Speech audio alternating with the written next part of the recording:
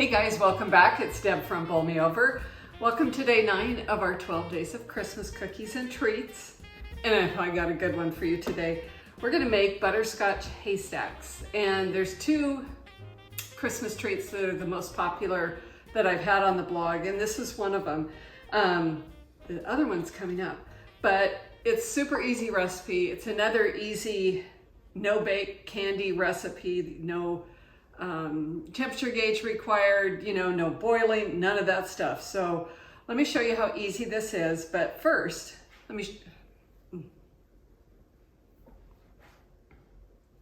Hey guys, welcome back. It's Deb from Bowl Me Over. Welcome to my kitchen. Happy holidays to you. Hope you're enjoying our 12 days of Christmas. We've had some wonderful treats that I've shared, and it's been a lot of fun filming with my folks and having that family connection. And this is another recipe that is Mom's recipe.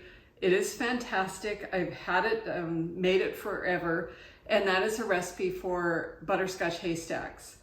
There's 2 that are super popular on the blog for the holidays, and this is one of them. It's silly easy to make. It's Mom's recipe, so I know that you're gonna love it, but let me walk you through the ingredients real quick. It's another no-bake one, so it's fabulous. We're gonna use butterscotch chips, milk chocolate, peanut butter chips, peanut butter chips. And all they had at the store today was peanut butter and milk chocolate. So that's what we're gonna use. The recipe calls for peanut butter. I have a mixture that's gonna taste fabulous. Chow mein noodles. Yeah, chow mein noodles, believe it or not. We're gonna use some salted peanuts and just a little bit of oil to make this mix together better, or melt silky and luscious. So that's all we need. Let me clear my workspace and let's get started. Let me show you how easy these are to make. Before we get started, I wanted to say something really quick, and that is oftentimes, not just during the pandemic, but oftentimes when you go to the store or do your Instacart order or whatever it is, they don't have the exact same thing that you want, that the recipe calls for. But there's things you can easily substitute. Like when I wanted to make this today, I was like, oh, they don't have just the peanut butter ones. You know what, that's okay. The milk chocolate and peanut butter mix is gonna be fabulous. So just kind of keep things like that in mind. If I can't use X, can I use Z? Email me. Make a comment on the YouTube channel, or Google it. AI is going to tell you probably a really good substitute too. But so anyway, what we're going to start with is we're going to microwave our chocolates. I have found that's an easier way to do it. The instructions are going to say to put it over the stovetop. And I'm not a fan of seized chocolate, so seized as in S-E-I-Z-E-D, not S-E-E-S, because everybody loves that. Anyway, in goes our peanut butter and milk chocolate chips, and in goes our butterscotch, and that's a whole lot of chocolatey and sweet goodness right there. Oops. And next, we're gonna add some oil, again, just to make it melt smoothly. And just gonna drizzle it over the top. Put my lid back on that so I don't spill it. And then just give this a good mix to make sure it's all good to go. And we've done this several times, but it's worth repeating. It's super easy to melt this in the microwave. The thing to remember is I could melt this, I could put this in there for 2 minutes straight and these would hold their shape. What we have to do though is 30 seconds stir, 30 seconds stir, 30 seconds stir. I'm thinking it's like 2 minutes for this, maybe 2.5, but let's stir it and let's see how long it takes. Here we go.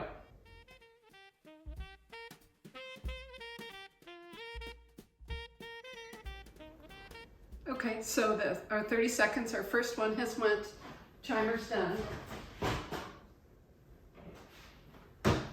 Doesn't look like much has happened, but let's give it a stir. Nope, they're all still pretty firm.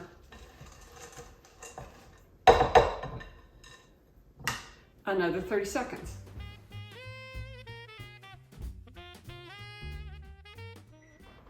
There we go. My bowl is warm now, but I can still pick it up. And now it's just starting to melt. But we're gonna give it another super good stir. And back in the microwave it goes.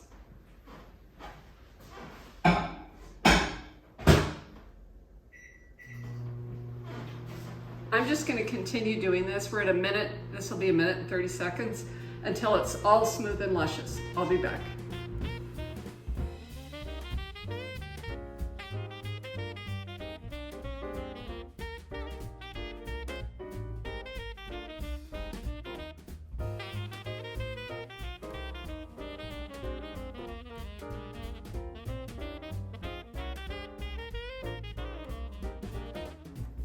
Okay, this is what we want to see. It's silky, everything is melted. It's luscious is the best word I can use to describe this. It's just perfect. See how creamy that is? Wonderful. Now we're on to step 2. And kid you not, the easiest treat I have. Now we're going to just use those chow mein noodles. This is a 5-ounce can. All the ingredients and instructions are in the underneath here. Just click more and you can see that. But a 5-ounce can of just the plain old Chinese noodles. We're going to pour that right in. We're going to pour in our peanuts, and these are lightly salted. It's a cup of peanuts. And then just kind of make sure you're folding this in. You want everything to be coated. The noodles do not get soggy. Instead, they are covered in chocolate and butterscotch and peanut deliciousness. So just keep folding. You can see how that looks now. In fact, let me come get the camera and I'll show you a little closer. Okay guys, this is what I'm talking about here. See how that's just like all coated in the butterscotch mixture? That is absolutely perfect. Okay guys, the next step is just portioning out the cookies or candy. I guess this would qualify as candy. And I've done this both with a cookie scoop where you just like, but it doesn't scoop well because of the length of the Chinese noodles. So 2 spoons works best. I have 2 big spoons here. And you don't need a big bite of this, just a small bite is perfect. So, and it makes a lot. And I think that's why it's such a popular recipe, because it's minimal effort, super yummy, easy to make. And I'm going to continue this until I've used up all of my ingredients, all of the beautiful candy mixture here, and I'll be back. Follow along with me, that'll be more fun.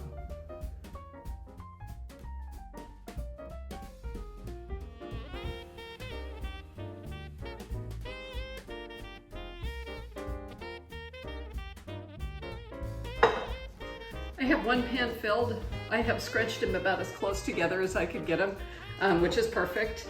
And before it completely cools, I'm gonna dust the top. I have some flaky sea salt. It's not the superest flakiest, but just with a tiny touch, because this is one of those things that's so sweet. Just that little hint of salt makes it like salty, sweet, creamy, crunchy. It's perfect. Okay, I'm gonna finish with those. I'm gonna get another sheet pan. But in the meantime, I'm tucking this into the freezer. So I'm just gonna finish this up and I'll be back as soon as these have chilled.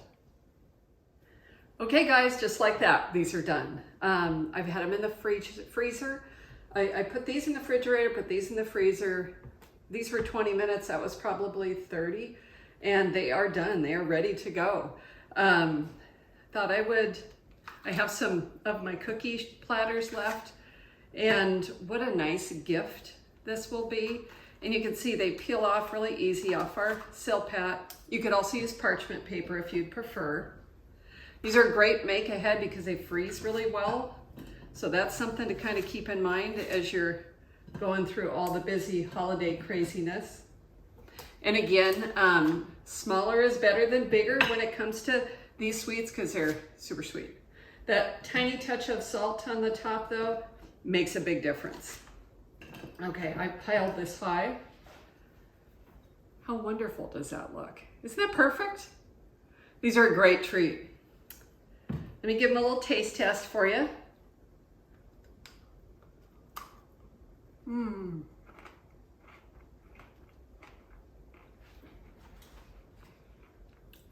Guys, these are great.